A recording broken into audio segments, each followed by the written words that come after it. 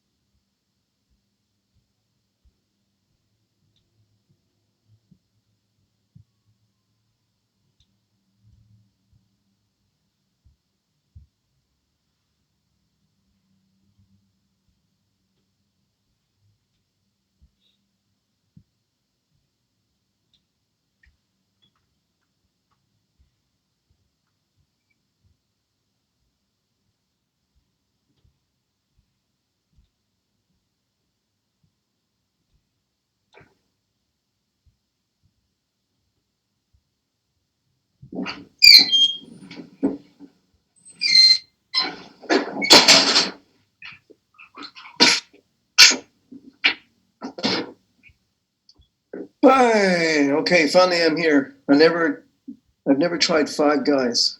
Sounds like a pizza shop. Five Guys. What is? I don't get those the chat. I don't get it.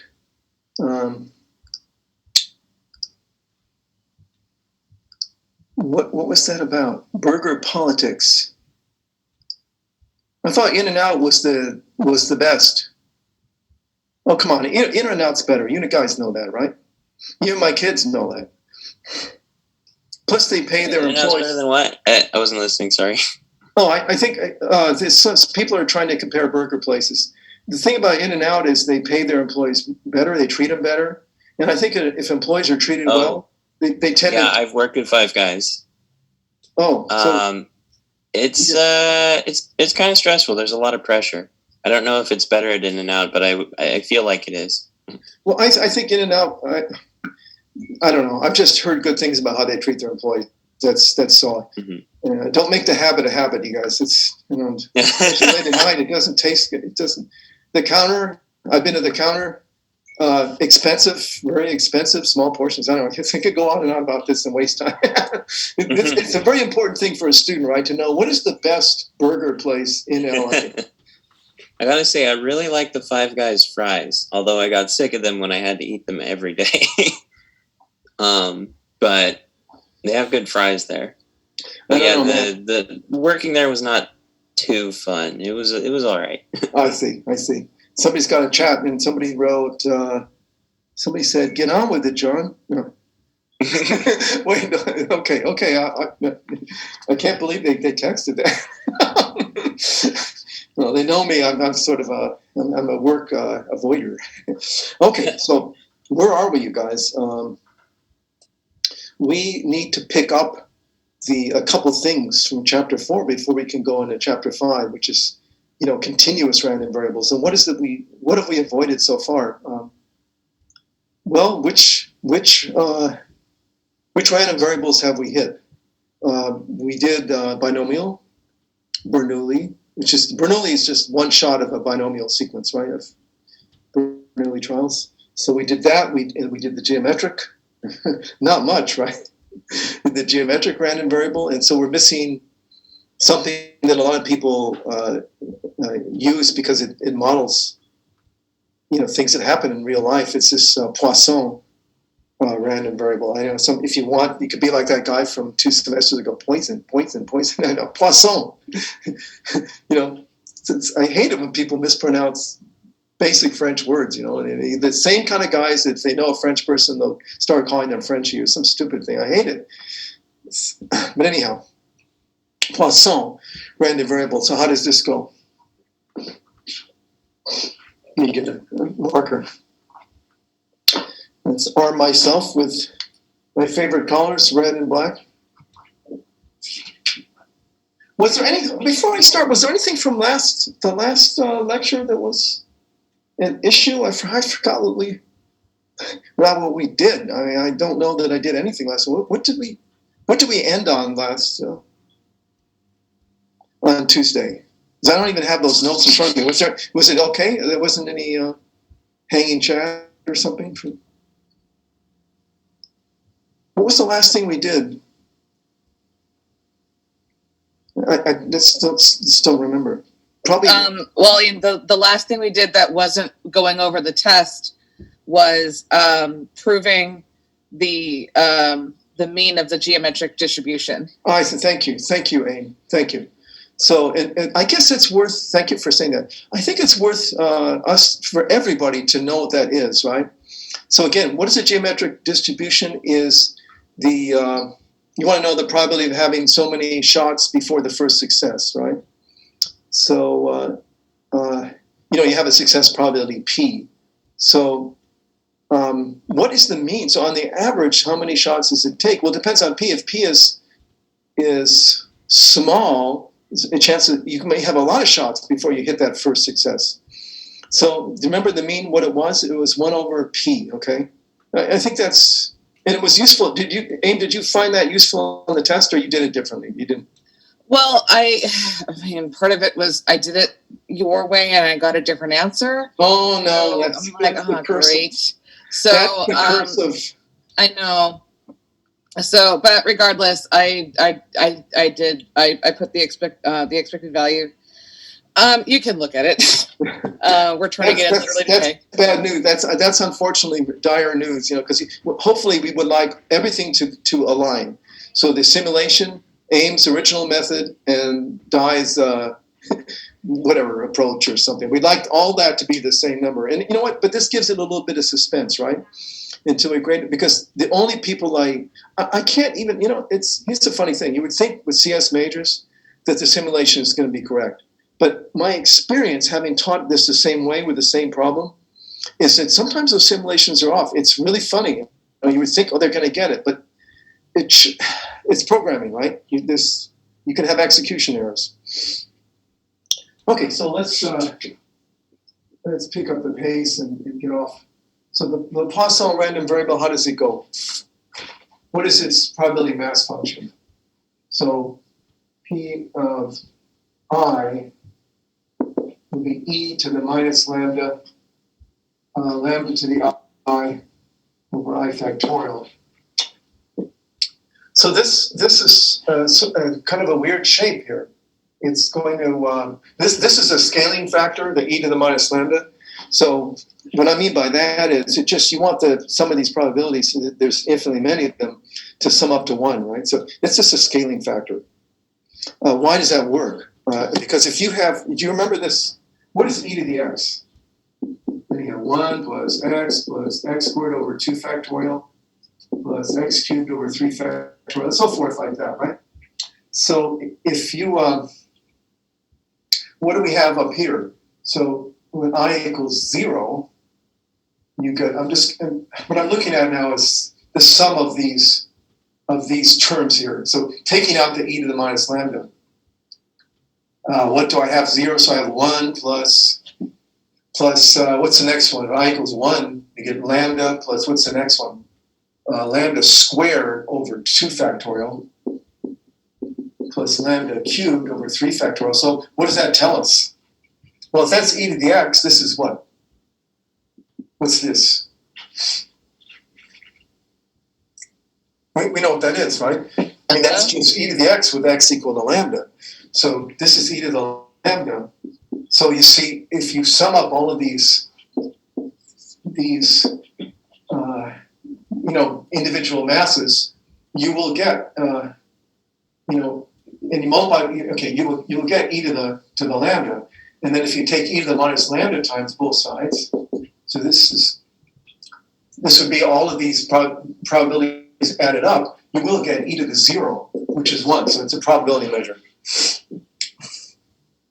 So it's just a scaling factor. But much more important, more important than all this algebra and stuff like this is what kind of process or what natural phenomena would have this kind of attenuation like this, okay? Like for describing the number of things you expect to happen in a given time, like the number of earthquakes in a year or something like that, or yes, but it's not for every situation, right? But it's some situations, and I'm telling you that they have some examples in the book, but the one that sticks in my mind is the people in a community who live to age 100. And how do we interpret that? What do they mean by the people in a community that live to age 100? So why is it going to look like this? Well, what they mean is, how many people could it be? It could be 1, could be 0. Nobody lives that long. It's a polluted area. 4, 5, so forth like this. So what they mean is that you get attenuation, but this is an example of a so-called lifetime curve. It extends out. There's still this.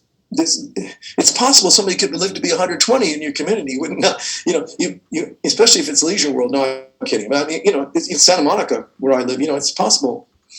But it's rare. But it's like it attenuates. I mean, you start with a 1, and then it gets really small, but it's persistent. You understand what I mean by small but persistent? It doesn't just cut off. There is a chance that. Well, actually, this is the number of people that live to 100. Okay, the number of people. So yeah, there could be 5 people that are sent to. Well, I don't know how the word is. 100 or over, but it could be. But maybe there's 10 people, but it's very small. But it attenuates like this, like the exponential distribution. Okay, so these are probabilities of having. Okay, there's 3 people in your community that have lived past 100. This is what this is. I don't know if that. Maybe I should draw it in a different way. So lifetime curve usually has this. It usually has a sharp start off, and then it has this long tail over here. So if you talk about the lifetime of a person or something, you do have these exceptional people that live very, very long, but the majority of the people are expiring probably at around 75 or something like that. But this kind of curve with a long tail like this is considered, and of course I exaggerated the size of the tail. That's the lifetime curve, but this portion of it in here has some kind of an exponential decay. I don't know if I'm making any sense here, but this curve lifetime applies to not just people. Batteries have the same thing too. You might say, well, how do you get this part of it? Well, some batteries are lemons right out of the box and they're dead, right away. But they have sort of an average lifespan, but then you have some batteries that go and go and go. The same with light bulbs, the old school, before LEDs. You'd have a light bulb that would last forever, it's never burned out. It can happen. I mean, it has this distribution. And the other examples they gave are the misprints on a page of a book. What's the chance? Go ahead. Like how long something is alive? Isn't that a continuous distribution? Yes, this is continuous. Yes, right. Okay. This is the number of people who live to be 100 is Poisson. That's discrete. Exactly. You can't have 3.5 people. Right. Right. But I just wanted to give you this because it has this thing shape. It has this long skew to the right that's characteristic. Also, they give you another example. I don't mean to linger so much on this, but it's when you think about these things and meditate on them, you realize they're true. The number of misprints on a page of a book. I mean, wow. Are you going to get 10 misprints on we're talking about a published book that was edited about 5 million times. Or are you going to get, 10 misprints? It's not likely, but you could. It's very low, but it goes down. You might get one misprint, okay? And as I was reading this, I was looking at, of course, at Ross. And, this is the story of my life. I probably can't find. I noticed a misprint. And we're dealing with the 9th edition here, right? And it just is the weirdest thing. I guess you put in your head this, see if I can find it real quick. Otherwise, I won't. I'll just move on.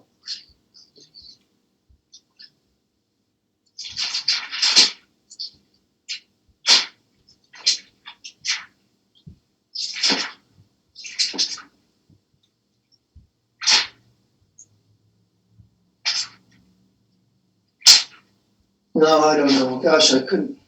It just was very, very subtle. But I did find a misprint.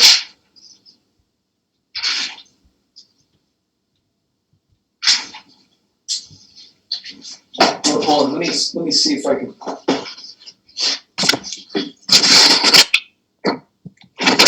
Yeah, I was in a rush last night. And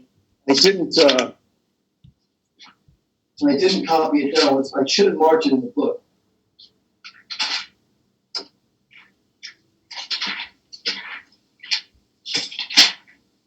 What if this is the problem about being a teacher? Too busy just to take the time to put down. Now I can't find it. That's just it. So it's sort of if you remind me, I'll look for it after class. But it just bothers me to no end. It was a very startling misprint. It was actually a double. They said something, and then you go wrap around, and they said the same thing again, the same 2 words. So it was sort of like there was nothing that wasn't a misspelled word, and it wasn't grammatically. It was just grammatically weird when you repeat the same phrase. But so it does happen. But to get 2 on a page, impossible. Almost it's really, or 3 on a page is really. Really going down. Okay, so what else do I have here? The number of alpha particles emitted in a fixed period of time. Well, that's another Okay, that's another misprint. Okay, so let me write it. Why do I say it's a misprint? So let me just write it down. The number of alpha particles emitted in a fixed period of time from a source. Number of alpha particles emitted in a fixed period of time from a radioactive source.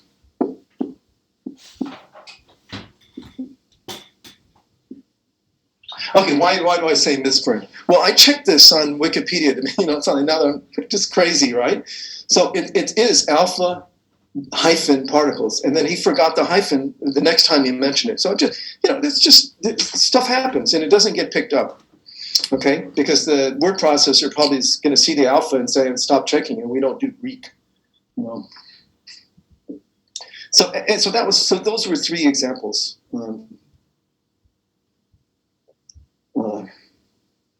And the source has to be a finite. Okay, so let's think about this. Okay, alpha particles emitted from a source or coming out of a source. Well, the source consists of what? Atoms, right? It's like a gram but a lot of them. It's a lot of them. But there's atoms that they have some imbalance in the number. I forgot what makes something radioactive. What is it? It's an imbalance in what? Neutrons or protons? Neutrons, right? Like more neutrons than yeah, I believe so. Than it's supposed to have, right? Yeah. Okay, so the model here is to imagine you have a bunch of Bernoulli trials. So it's a binomial situation. So each atom gets its own, whether you have a success or failure, whether it emits or not. And think of it as a lot of trials, even though it's all happening at once. It's a huge. I don't know. There's so many atoms in there, but you've got the probability of one of them, of a success in one, emission of a alpha particle is extremely low for one. But there's so many of them. But the model is a binomial. Okay, it's a binomial, so there must be some connection between the binomial distribution and the Poisson. Is what I'm saying. Okay. And it turns out that, yes, the Poisson is a pretty good approximation for the binomial. When what? Well, for the binomial, you need n to be large, and you certainly get that with a gram of material. It's a lot of atoms in 1 gram. You certainly get that. And the probability that it's going to emit, decay is really low. So you want to have that n times p is moderate. And this is a pretty substantial piece of mathematics to prove, to establish that connection. But you can, Ross says in his writing here, well, you can play with it a little bit and make it plausible. And that's what I do right now.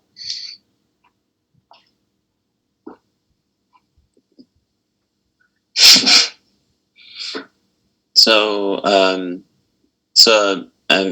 Poisson, if I'm saying that right, distribution. Just don't say poison. As long as you don't say poison, I'm happy. I just killed. Okay. I felt that was anti-French what that guy was saying. It bothered me. It just seemed I don't know. He bothers me. Okay. I don't know. Was he said Frenchy or something like that? That's just yeah. It's dissing a great culture. It's the way I see it. Yeah. Go ahead. What were you going to say, Ethan? Well, is that like the kind of like the continuous equivalent of the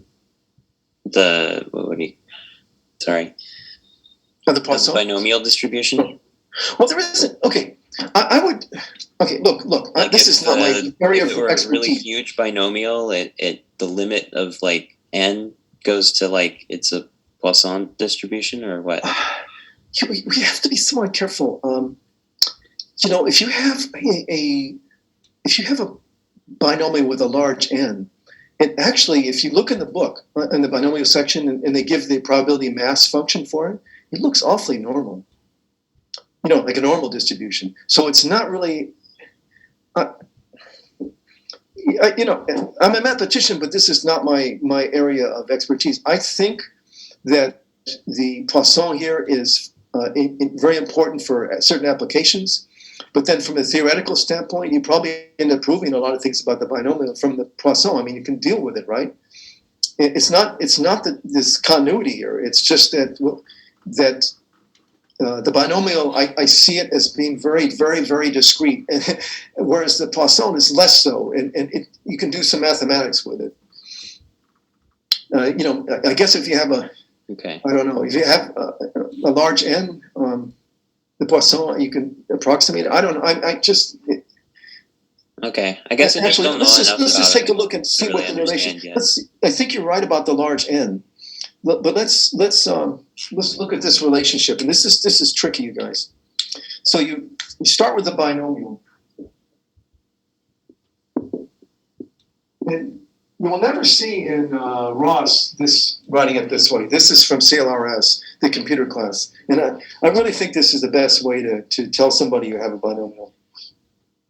So let's look at the mass function. So the probability of x equals I. Yeah, this is a little tricky here, but this is a good review for us. So what is the probability mass function for the binomial? What is it? That you have I successes among n trials. What is it? N choose I, right? N choose I, p to the I, 1 minus p to the n minus I. Right. And this is, you'll never do this in any other place, but in order to get what we're looking for here, we need to expand this out, okay? So this is a little delicate where we're going with this. So I need to expand that out. Alrighty. Okay. Now let's set. Hopefully, I'm not in a washout here, but it can happen. Lambda equal to n times p. So let's set it that way. So this is just a change of variable here a little bit. Let's see if I'm in washout. Not really. Let's set that. So I would like to massage this stuff, play with it a little bit, not change it dramatically, just approximate things and end up having it look like the Poisson probability mass function. So this is a little. So look, if this is, what do we have here? We got p's and stuff. So p is what? If lambda equals set equal to np, then p is lambda over n. So let's go to a different color because now we get to. Now we're changing things here. So p is lambda over n. So let's put that in. So I need that to the I. Just replacing, and this would look like 1 minus lambda over n to the n minus I. Now n is big, so we're assume n is really big. But what? But n times p is, so p is very small. And n times p is moderate. Let's take that situation. I'm sorry it's kind of fuzzy there, but it's doing the best I can today. So if n is really big, and I is just, n can be really big, but I is not getting anywhere near as big as n, then this is what? This starts looking like what? This thing starts looking like e to the minus lambda. That was something from calculus. And here I have lambda to the I. I'm going to, what I'm going to do is steal an outline here, take the I factorial and put it over. So I have an I factorial. So I'm stealing that and putting it over here. But what do I have that needs to get pushed in this direction? Well, I have an n to the I. So what do we have?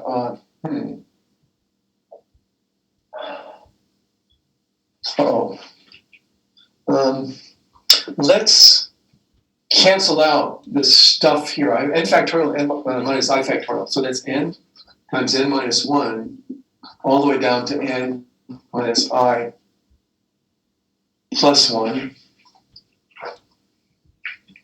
And I would like to take that n to the I and put it over here. Okay, so stuff's just been moved around. There's no real cheating going on here. So this I factorial went over here. The n to the I went over here. So this is multiplication of this stuff. And the only thing missing is that, okay, so this looks exactly like what I want. That's looking an awful lot like a Poisson distribution, but we got this stuff over here. But you notice the fact is I've got essentially approximately I copies of n up here. You might say, well, wait a second, that's n minus I. But if n is really big and I is not, of the same magnitude as n, then really this is pretty close to n to the I copies of n. So this is approximately, this whole thing is approximately 1. No, this is not the kind of math that you expect to get in a math course, upper division, but this is as good as we can do to try to realize that there's this connection between the binomial distribution and the Poisson, because it's under these conditions, n is really big, p is very small, np is moderate. You're looking like the mass distribution. I guess that's what Ethan said. I have to give credit. He said something about if n is large, then it starts to look, it converges to something. It certainly starts to look like the probability mass function of the Poisson. It certainly looks that way. As long as I is not huge, it's not, I is smaller. I was just guessing because conceptually that's kind of like what you were saying. Like, that because it can be used as an approximation, I thought maybe it converges. Yeah, I just have to be flat out honest. I don't know that result. I've never studied it. I don't know that convergence result. If it I don't know it. Speaking of not studying, so what is lambda again? Lambda is okay for the Poisson. It has one parameter. Whereas if you have the binomial, it has two parameters. It's got n and a p, right? The Poisson distribution has just this one parameter lambda, and we're saying if we set the lambda, the p equal to lambda over n. Okay, if we set this, okay, then this is that moderate number.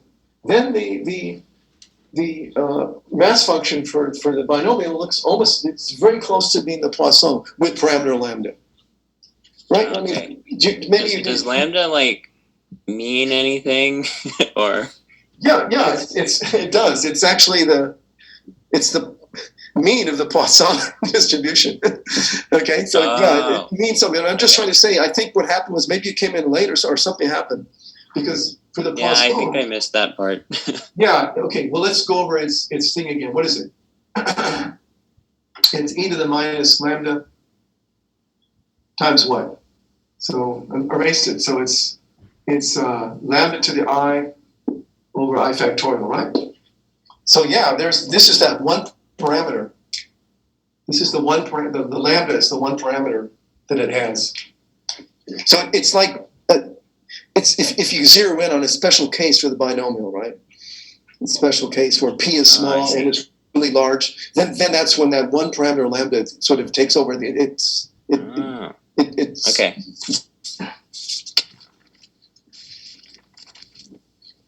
Okay, so I kind of have to check the book because all I did last night was write down the example number. I have example 7A, but I don't know what the setting was.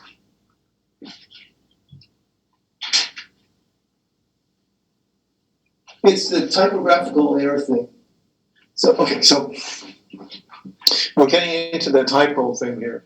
So I have to erase something.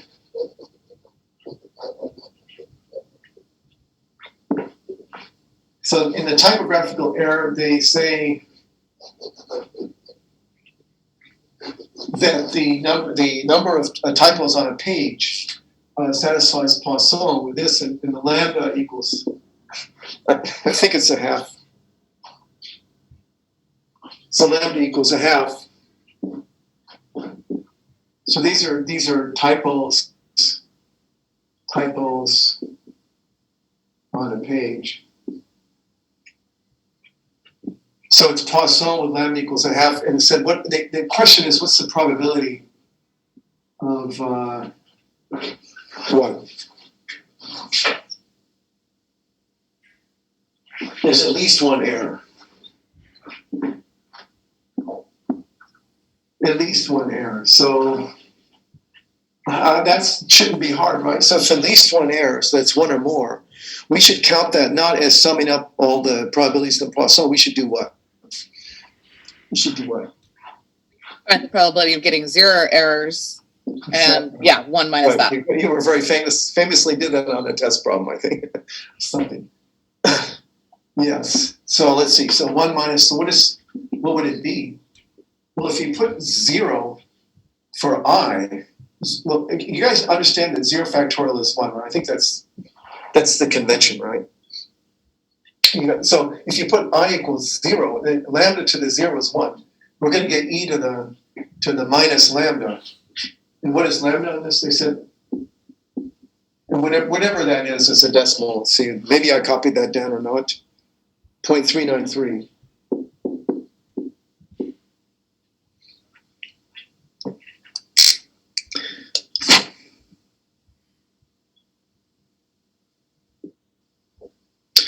I just something interesting. I'm just looking at these decimals, and when you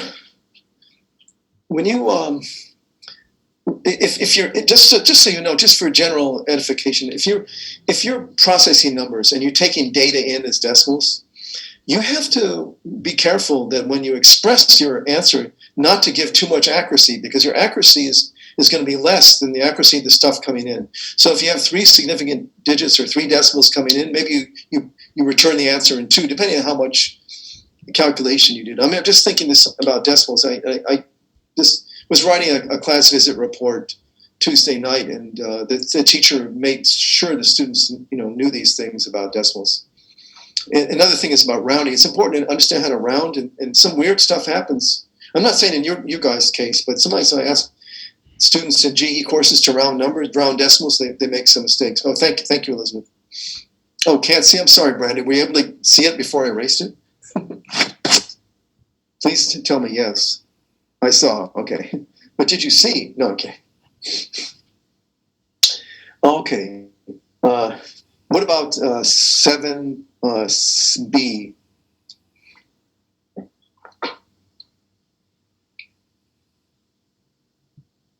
What does 7B say? So I don't know. I need some space. I think this was a pretty simple question.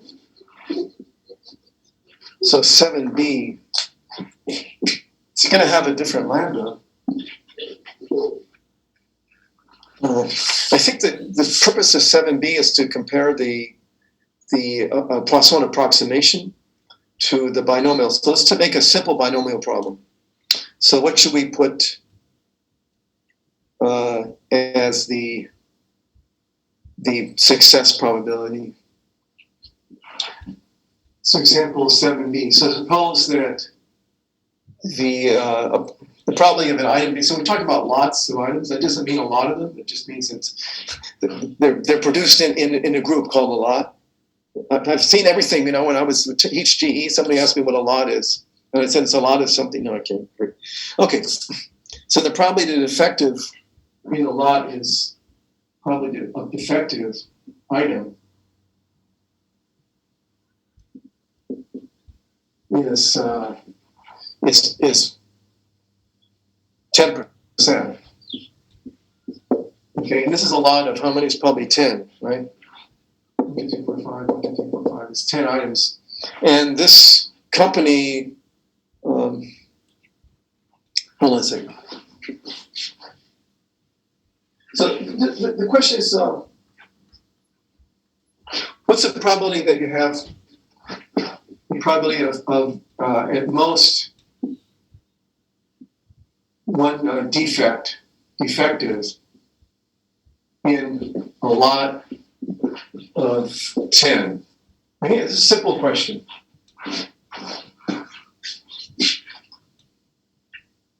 At most one. At most one. So again, this would be the probability of having 0 defects. What's the probability of having 1 defect?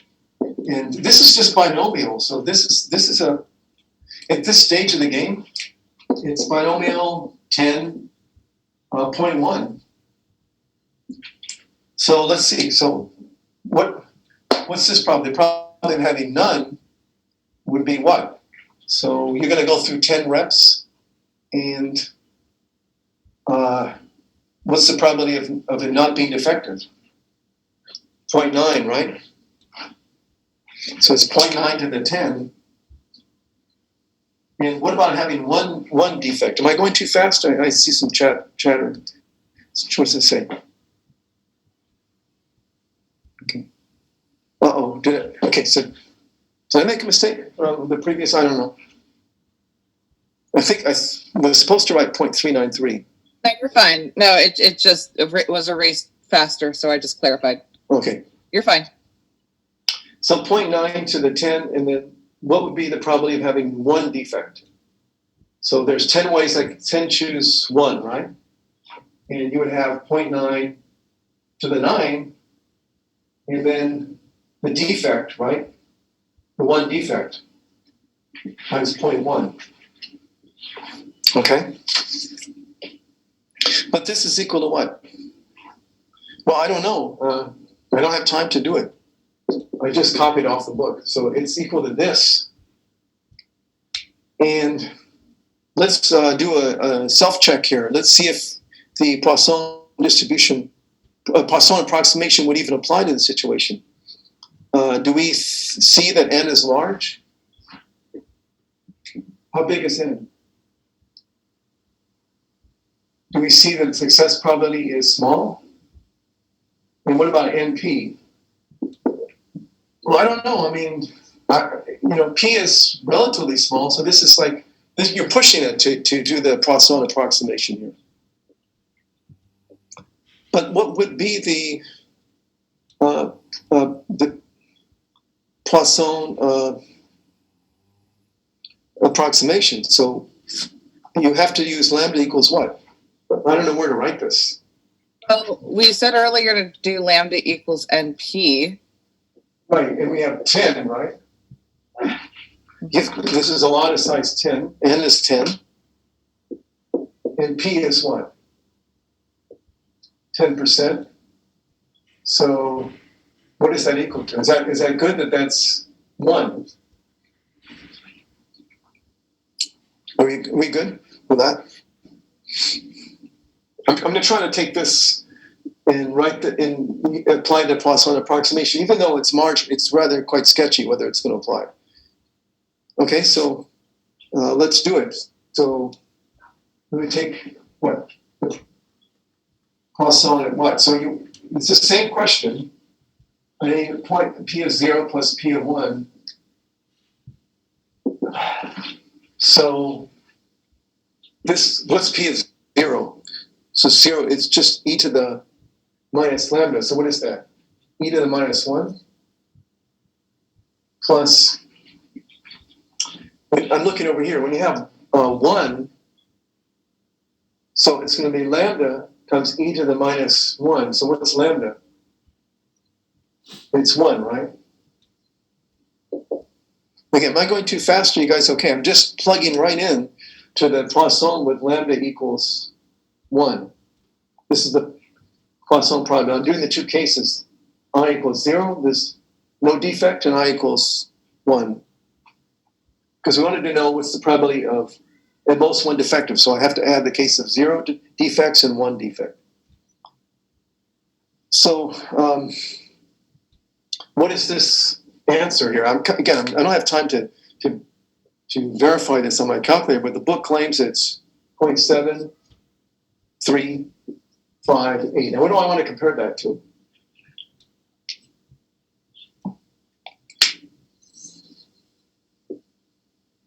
Okay, so that's pretty good.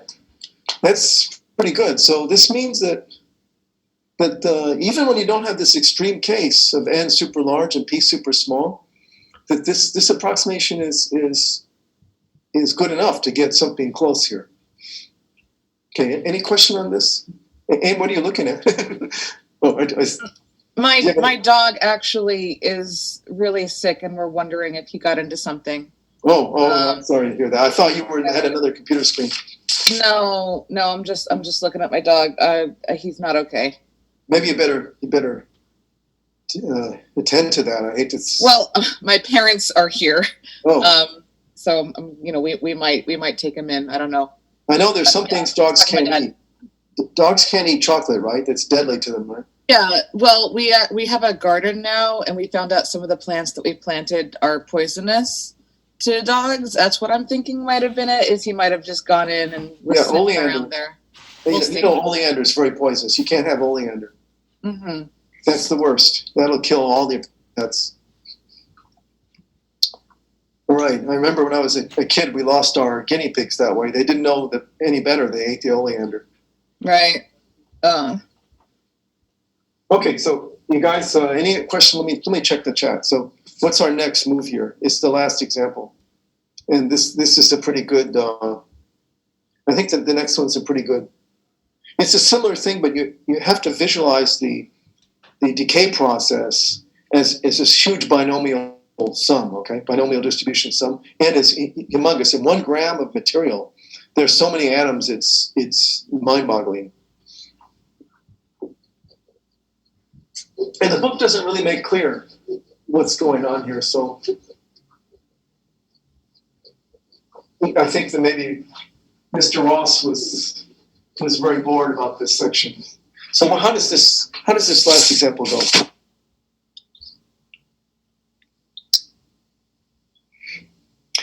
you have the alpha particles with the hyphen, and 1 gram of this material. So they give you this. They say on average, in this situation, you have 3.2 decays per second. And that's the whole thing, not just one, it's not just one atom doing, this is not super hot like that. This is just the whole amount has this. So this requires some figuring out. We have to remember what the binomial mean was here. This is all stuff that's not, for some reason, didn't get put into the book. So binomial mean, we're going to model with binomial. But the binomial mean is what? Equals NP, right? And that would have to coincide with the, so I'm wishing that it's NP. So this is what we observe.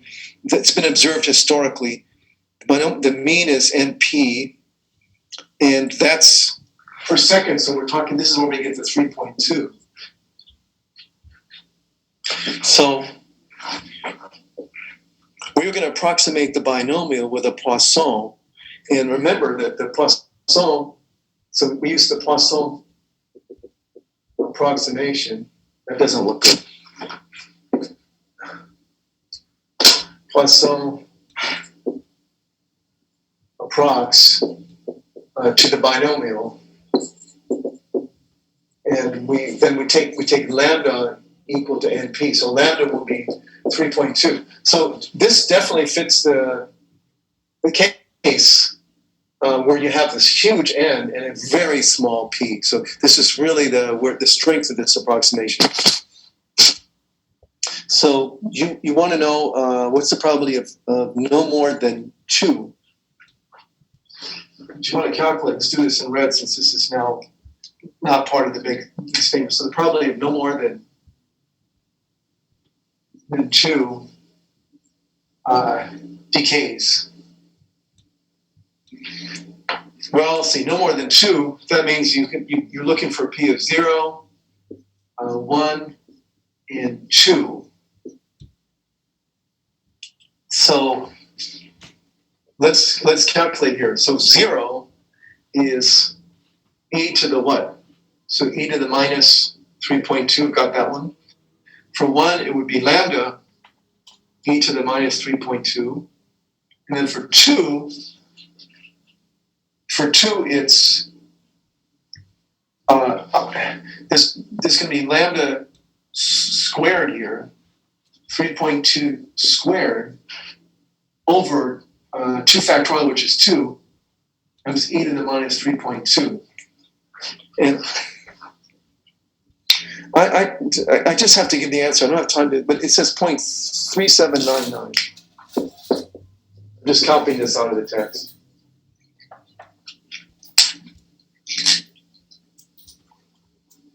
This is sort of the natural habitat for the Poisson. If it's a decay problem, a radioactive decay problem, then the Poisson is going to be. You might say, why don't we just use the binomial? Well, you realize this N is humongous. I mean, it's like so large that it's overwhelming the computer. To take binomial coefficients and stuff like that. You just couldn't do it. Yeah, that would be kind of like simulating every atom in a computer. Well, you can't. You're right. You can't. You have to do this. You can't. You can't do it another way. Okay, so now comes to something which I probably won't be successful today in doing because it's committee work and stuff. It's been a hard week, a long week. Not hard, just really long. I had a few 13-hour days, but. This is tricky, okay? So I'm going into this eyes wide shut. We want to get the mean of the Poisson distribution, and it's very tricky to do. Gosh, maybe that's like a rule. There actually is something I could do that's easier. I could tell you about the negative binomial random variable. Maybe I should do that today and leave the mean to to Tuesday or something like that. So yeah, let me do the negative binomial. That's easy.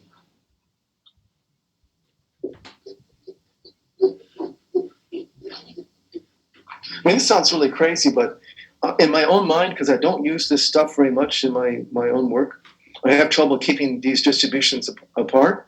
But did you know that on the cover of the book, I don't know if that's part of the ebook you get, but they have the distributions and what they are and their means and variances. It's on the cover, the inside cover of the book. And then in the back of the book, they have the continuous variations. And when you have them put in that order, it's a lot easier to remember what they apply to. So, for instance, the negative binomial situation is you stop, you're successful, you stop when you've accumulated R successes. Now, that is related to what? What do we do where you stop when you have a success? One success. That's the geometric, right? So you have the geometric, and then right below that in the book cover, they have negative binomial. So they sound weird. The names don't seem to coincide, but it's really the negative binomial is the geometric in the case that you're stopping at the first success. Okay, so let's write that down.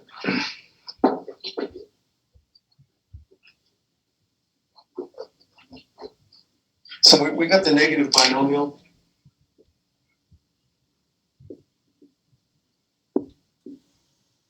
Random variable, and what is its probability mass distribution? So x counts the. So let's see. The success probability, we always have to give that. Success probability, it's always p, and x is the number of trials required until r successes. And we have to write something after successes. Have occurred, or I would say have occurred is the best way to do this. OCCUR, is it 2 R's or 1 R? For occurred, just tell me. What is it? I don't know either. I'm a math major. You think I can spell? Well, I can tell you in recurrence, I think they are recur. In occur. Okay, two C's, 2 R's. Is that right? I had to look it up though. Okay, well, because recur, there's a similar word that has a different spelling. I think occurrence and recurrence have a divergence in the number of R's. That's funny. And wait, isn't it in the number of C's, not the number of R's? I'm pretty sure in occur the C does not. In occur the C recurs. How many? Yeah. In occurrence the C recurs twice, and in recurrence it only occurs once. Look at this. Okay, in recurrence is 2 R's, right? In occurrence, I think in occurrence there's 1 R. I don't know, and I'm sorry. Things start leaving your mind when you're older. Oh, I see what you mean. So no, occurrence has 2 R's. I just looked it up. Oh, it has 2 R's. Okay, yeah. Then Ethan's right as usual. He's right. So in recurrence. Okay. In recurrence. In recurrence, the C only occurs once and then once again at the end. Twice, yeah, right. But in occurrence, it recurs more times. Yeah, okay. That's ironic. You don't need to say recur. If you say recur, you don't need to actually have the recurrence. I don't know, man. I'm sorry. I should know these words. My father was a way better mathematician than me, and I remember him screaming out to my mother, "How do you spell something?" When he was writing a paper. In the old days, you had to use a special kind of typewriter. You make a mistake, it's pain in the butt to fix it because you got to use some type of, liquid paper. It didn't have liquid paper. You had a strike-through thing that would erase it. So my mother was an English instructor at Santa Monica College. So she knew how to spell everything. But I remember just every so often, how do you spell it?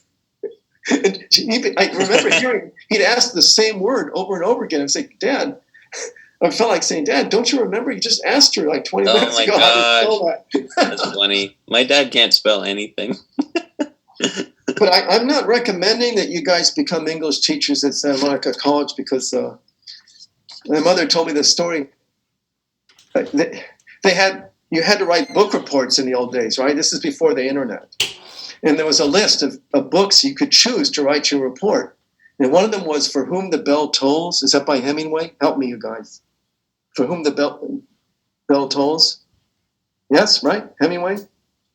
And another book was The Bell Jar by Cynthia Plath. Somebody turned in a book report for a book called For Whom the Bell Jar. There's no such book. The titles are a combination, but that should make you guys laugh because that was the funniest thing that ever happened to her in teaching there. It is pretty silly. For Whom the Bell Jar. It sounds like it might be something, it might be a book. Okay, so let's see. So what is the probability distribution? What's the mass function? This is the critical thing. So x equals m, that it requires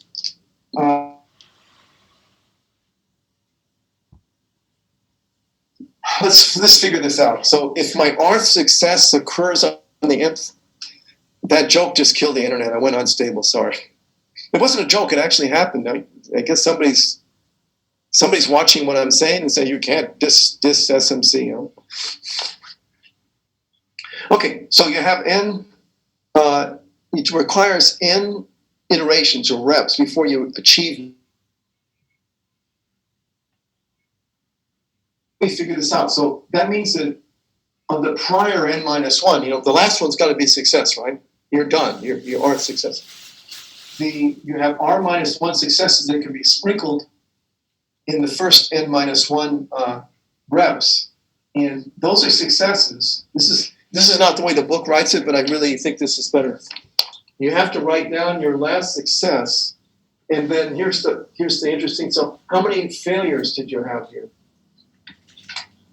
Well, let's see. You had a total of n. You have r successes. That means you must have had n minus r failures somewhere in there. Do you? So this is the probability of the x equals n, the total. Okay. The total number of reps or iterations or trials that required to get r successes. So it's like geometric, but it's not just one success, the first success, it's r successes. Okay. Yeah. Okay, so there's a sort of spectacular problem that comes after this. I know it's an example, but it's a famous, spectacular problem, an application of this. It's called the Banach match problem. And I'm pretty old, so I remember stuff that when I die, this will all be forgotten. But all the mathematicians of the era of which my father was in, they all smoked, including my father. So it was. You might wonder, well, why did mathematicians smoke? Well, did you know that whatever that ingredient is, there's some ingredient in tobacco smoke. I forgot what it is, but anyhow, it really improves your recall, your memory. And it's not the stimulant part. There's some drug. I don't know.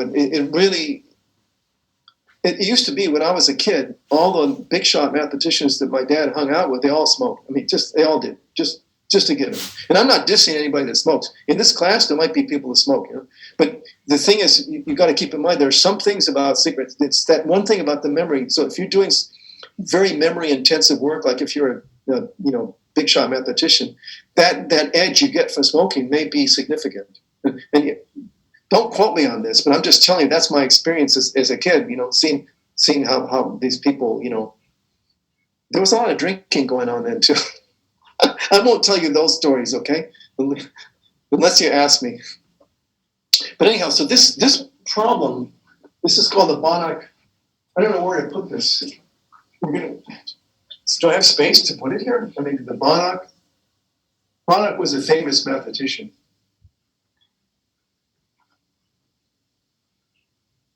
I mean, let me just try to I've got to leave this, but let me try to somewhere draw this situation.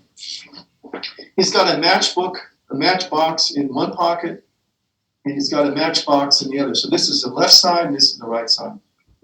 Now he starts out with capital N, like as in Nancy, P as in psychology. No, okay.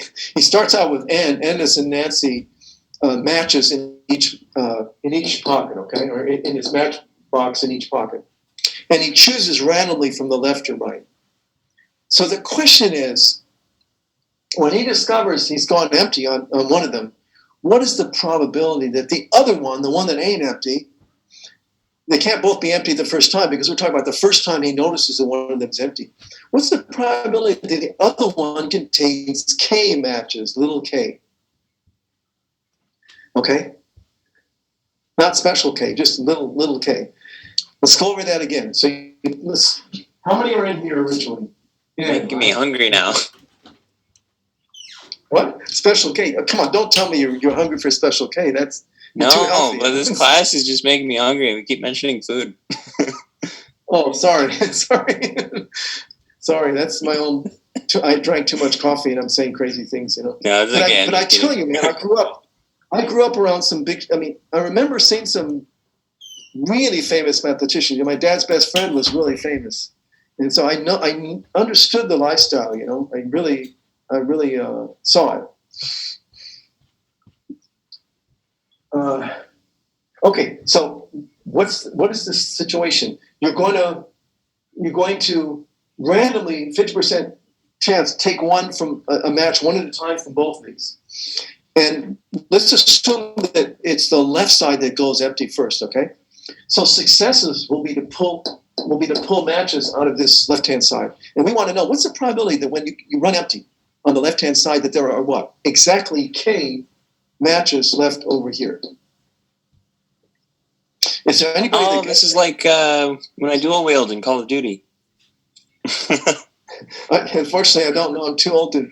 I don't have the patience. You're firing two guns, like two pistols, and I sometimes I just press the buttons randomly, and I'm like, and I often end up with like a certain number of like roundabout a certain number of bullet shells left in the other gun when one of them has to reload. Yeah, my knowledge, right? I get it, but my knowledge of video games is zero. I'll tell my son. I'll tell my son and see what he says. He'll laugh about it probably. He takes video games very seriously. When he's playing, he can't talk to anybody. I can relate. Okay, so do you guys understand the setting of this problem? It's kind of complicated, right? But this is a famous. Excuse me. It's a famous problem, and can I ask you to see if you understand it? What constitutes a success? It would be pulling one from this side, right? So if I want to use this random variable, this negative binomial, how many trials am I talking about, and how many successes am I talking about? Because I have the formula here to calculate the probability. The hard thing is knowing what the players are here. What should be little n? What should be r? What is p in this case? Okay?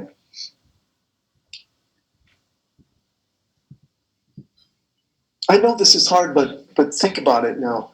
If you're calling it a success, pulling a match out of the left match box, how many successes do you need?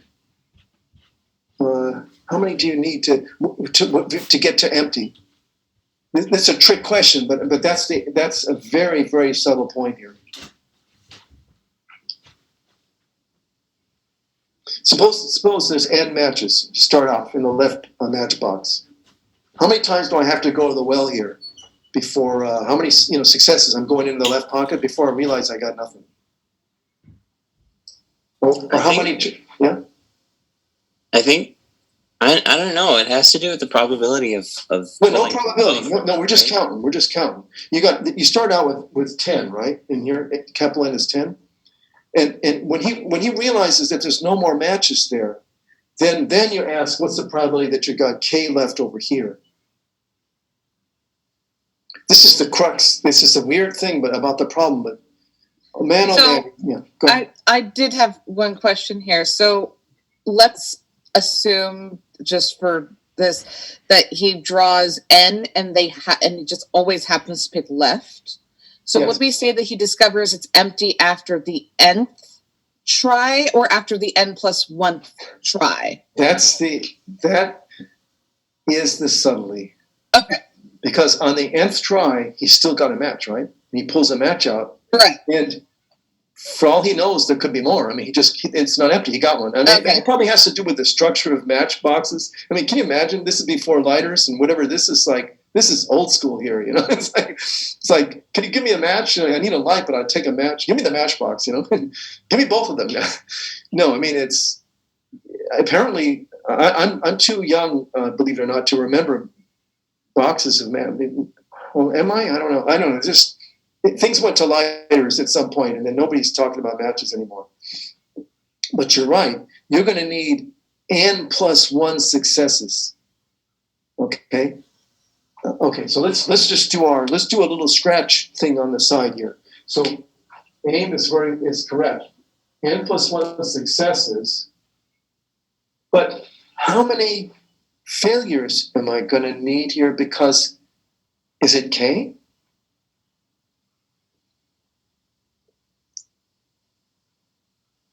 Because on the other side, you want to have K left over, so it's N minus K.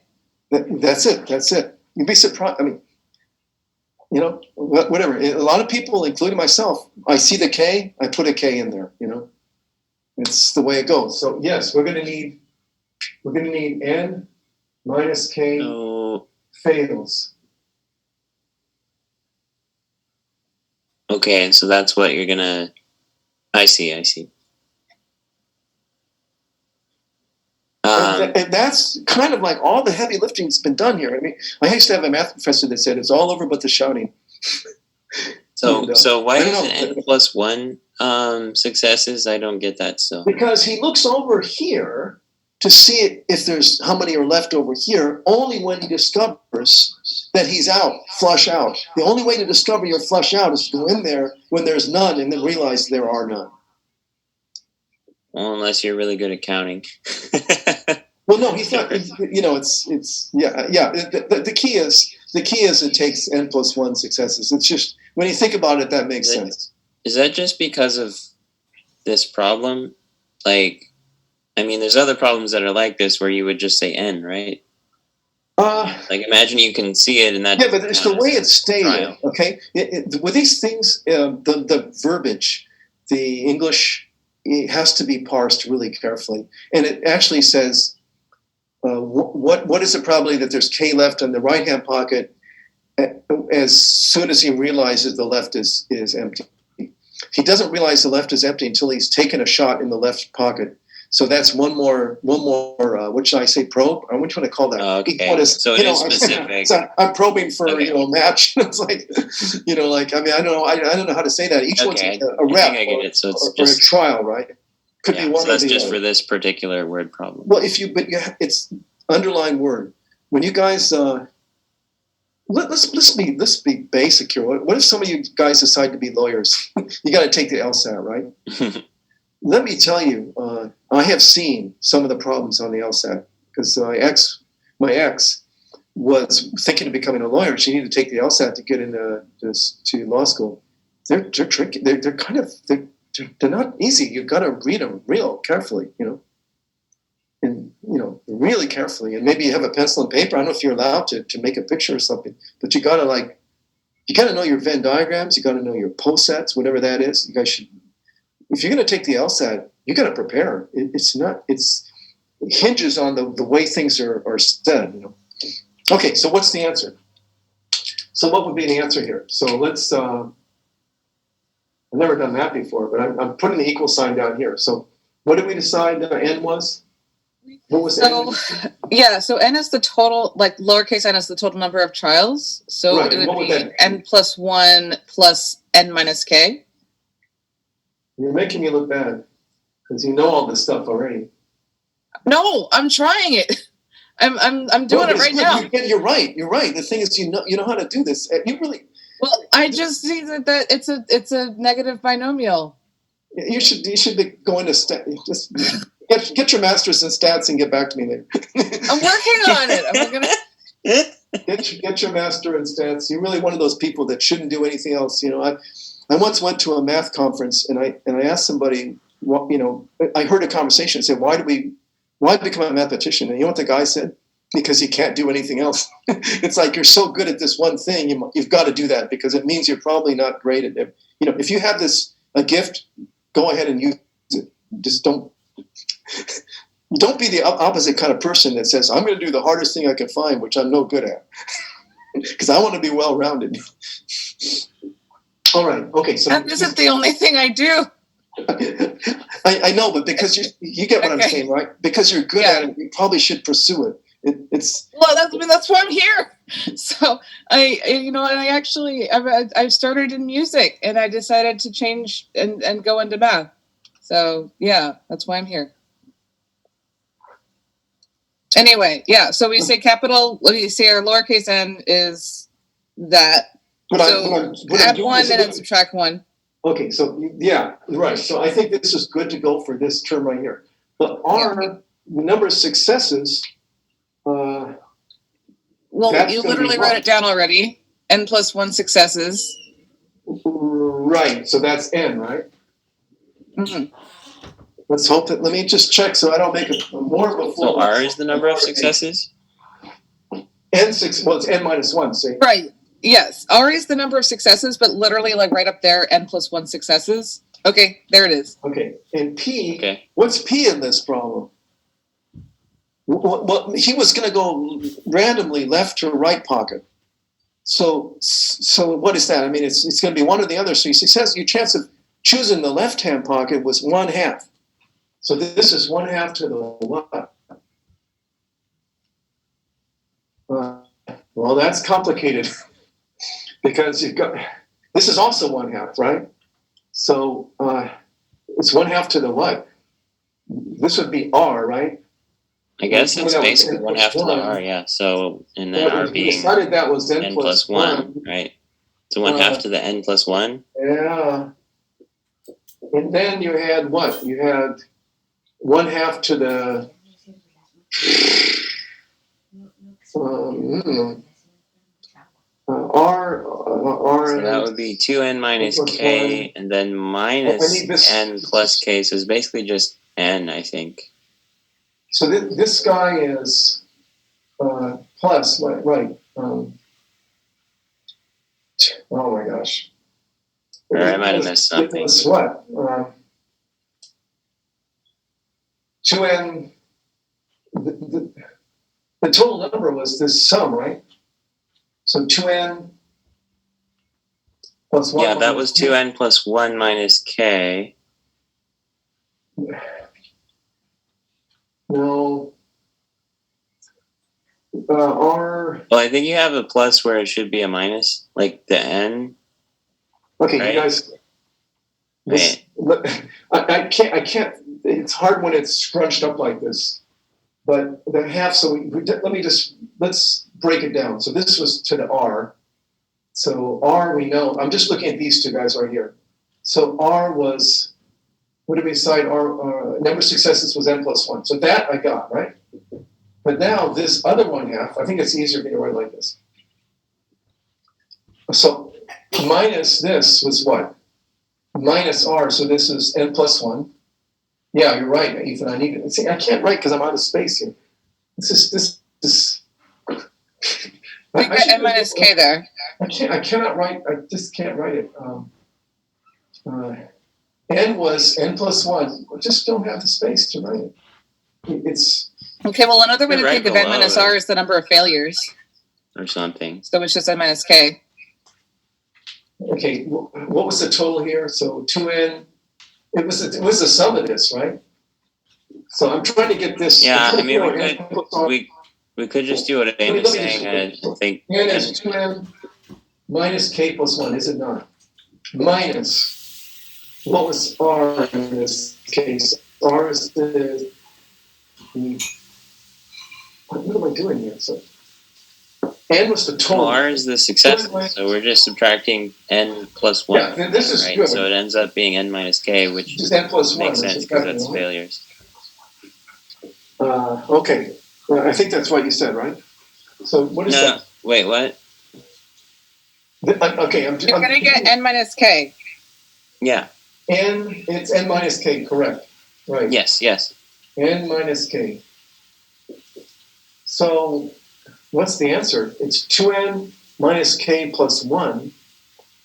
But the way the original problem was stated was it didn't matter left or right. It said one of them went empty. So you realize there's two cases. It could have been the left pocket that went up empty first or the right. So you have to multiply. Those are two different disjoint ways this could have happened. So you have to multiply the whole thing by 2. So do I have space to put the final result? I'm probably out of time by 20 minutes. Yep, I knew I was out of time. But anyhow, so we need to multiply the whole thing by 2, but I need to sort of clean this up. There's no place to put it, but let me try. Let me try to get it over here. So what do I got? What's the final answer? 2, right? Times what? 2n minus k, choose n, times 1/2 to the what? 2n minus k plus 1. But if you put this 2, if you multiply the 2, let me just check the answer. Yeah, I'll just leave it like that. I think that's okay to leave it like that. I mean, if you multiply by 2, you would probably kill that plus 1, okay? You can check that in the book.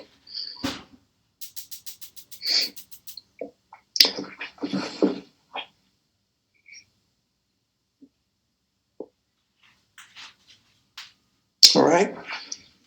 I think I'm out of time. You guys have been very polite. So how's the test going? I shouldn't even ask. So AIM said that you said things are not aligning. The stars are not aligning. That's what you're telling me. We've gotten to the point where it's like, okay, well, this is what we're going to turn in. I mean, how bad is it? Because I remember there's been times when I gave a test and I asked for a probability and some gave me the answer was 3.9. Concerning. And it's like, you can't be 3.9. It's like, if it's 100% certain, you can't be more certain than that. And then somebody says, no, I heard the coach say 120% certain. Go UCLA. Anybody a UCLA fan? They made it. They're going to go against the Titans of Gonzaga. Anybody follow that? Anybody mad? March Madness got hold of it? March anymore. It's not March anymore, but but the madness is carried over, and it's April. What would rhyme with April? April, or alliterate with it. So just to confirm, though, for turning in, so same thing of try to turn it in between, like, you want it like basically at 7:00. It really helps because go searching for it, Right. And it was an extra credit problem, right? So put what you have in there and hope for the best. How about the rest of the test? I thought of one. How about April angst? That's pretty good. Thank you. Yeah, you should write a book called The Order Angst. That just goes well, It's like. But so how about the instant sanity? Did you guys resolve that completely, or? For that problem, what kind of answer are you looking for? Because one of my group members is working on it, and he has like 3 or 4 pages worth of an answer. Okay, well that's good. I'll check that if check if the work's right. But I'm looking for a probability, right? I think so, yeah. But it can't be 3.91. It's got to be between 0 and 1. It could be 1. I don't know. I had somebody ask me in the office hours late last night, which I did all the way to 8:30. And this person asked me, what do you mean by opposite faces on the cube? And I thought that I don't know. I thought we kind of, isn't it clear a cube has 3 pairs of opposite faces? I don't know. It blew me away because I was wondering, why is that so confusing? I don't know. But okay, what about the rest of the test, Aim? That's good to go. Yeah, I'm really glad we got the extra days because it enabled us to all look at every single problem. So rather than being like, well, I just don't have time to look at this one, so I'm just going to trust that you're doing it okay. We got to all look at it. which was the goal. That's what we wanted to do in the first place. So yeah, we're definitely at a point of I think this is right. So did you get the restaurant problem? Did you be able to get that one? Yeah, Okay, well, good. That one wasn't terrible, actually. Good. It's good to hear. It's good to hear. It's good to help the rest of you guys. Are you? Other than instant insanity, I think we're doing okay. I actually had somebody in my other class, computer class, say they looked it up. They wanted to check it or something. They GitHub it, and they said they couldn't. The GitHub program didn't work. I don't know if I told you. It's like, what does that mean? Why would somebody post an inoperable program? It doesn't make any sense to me because I didn't ask them to do that. The only thing I can think of is that they post up a program that has a bug in it. They know that bug's there, and they say, "Yes, I'll fix it, but you give me $25 or $50 to fix." Because you don't know where it is, and it's like a 10-page program, but I'll fix it for you. I mean, one of the ones on GitHub that I found said specifically that they wrote this for John Dye's 482 class, and that this code does not work. Well, wait, but doesn't that leave open the possibility that they know how to fix it? They just want to get some remuneration. It's possible.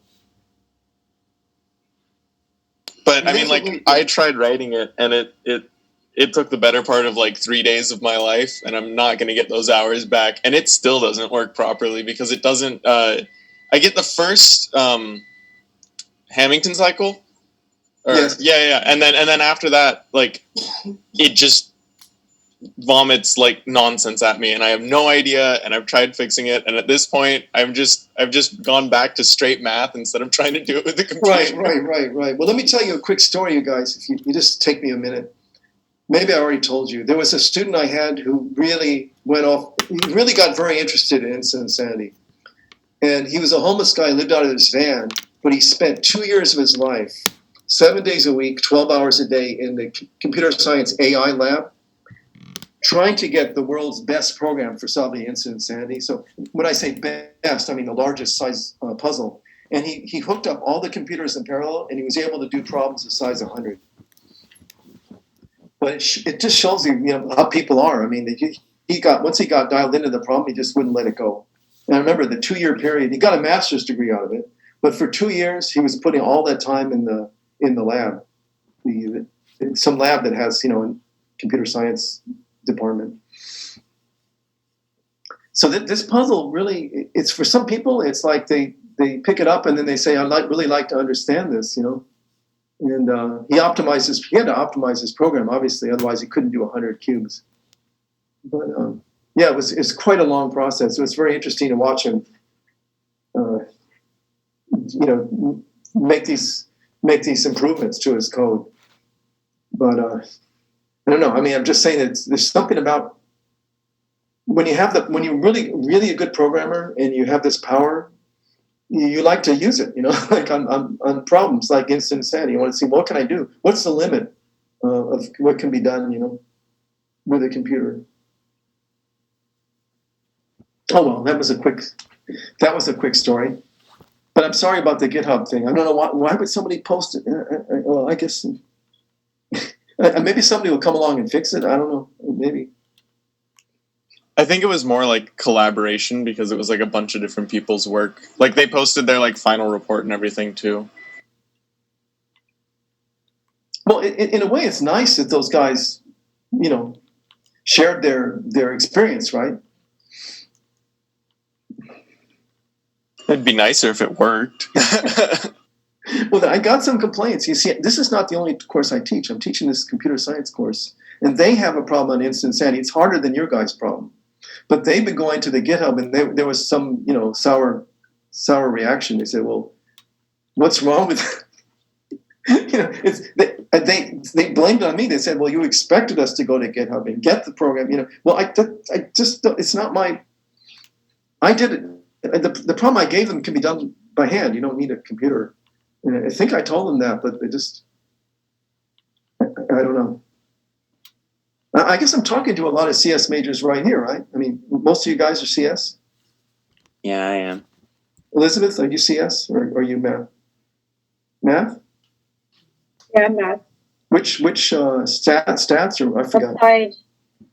Applied Which- mathematics. Applied math. Yeah. So you're probably just smiling at all this GitHub nonsense, right? Because if you computer people, they like to share code, and they live and die by code, right? I mean, Open source. Yeah. they live and die by code. So you're probably amused by this, because if you're a math major, you don't.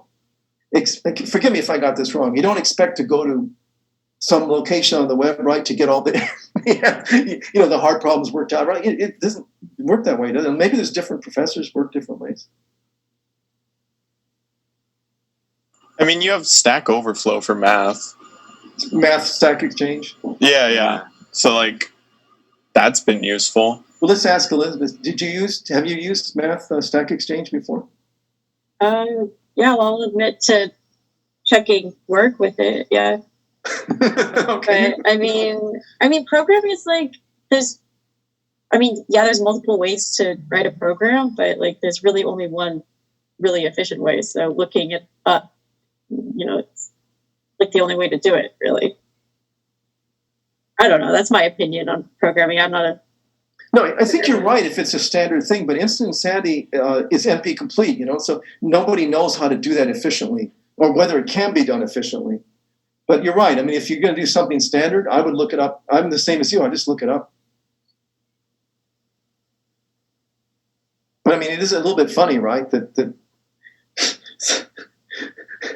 people think they found the mother lode, and it turns out to be what? Fool's gold, right? Yeah. Well, if they gave out the right programs, like what's the point? What like why are they there? Like why would they give away all their work?